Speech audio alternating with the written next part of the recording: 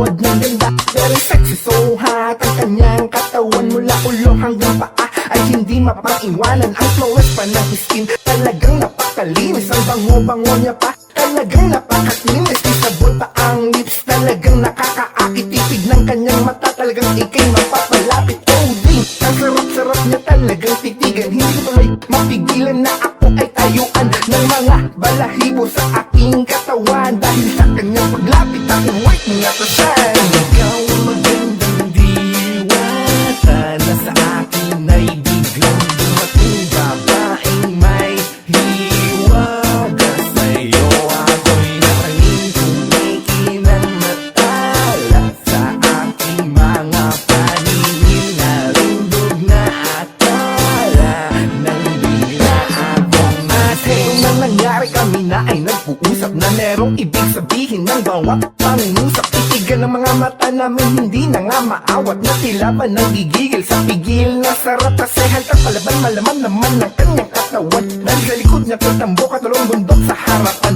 Nakahirap ipaliwanag kapag ito ay natikman. Mapa-mama kapag ikaw ay kiniligan. Kahit na anong posisyon kaya niyang makipagsabayan. Mapa-garden man o sala o kahit saan pa yan. Sigurado ang sarap ng akong naramdaman. Sa kanya lang natikman, matik na kaligayahan. Ikaw ang magandang diwata na sa akin ay biglang dumating. Babaeng may hiwaga sa'yo, ako'y nakaling kumikinang natala sa aking mga paningin. Narindog na akala nang bigla akong nagising. Teka lang, ako ay naging-assume na sanay sagutin ang aking pinapanalangin. Nasiyan pa sa aking katawan ay nasa tingin sa diskarting pangmarino na aking nagawin. Oh, teka lang, ako ay naging-assume na sanay sagutin ang aking pinapanalangin. Na siya ay pa sa aking katawan ay nasa tingin sa diskarting pangmarino na aking nagawin.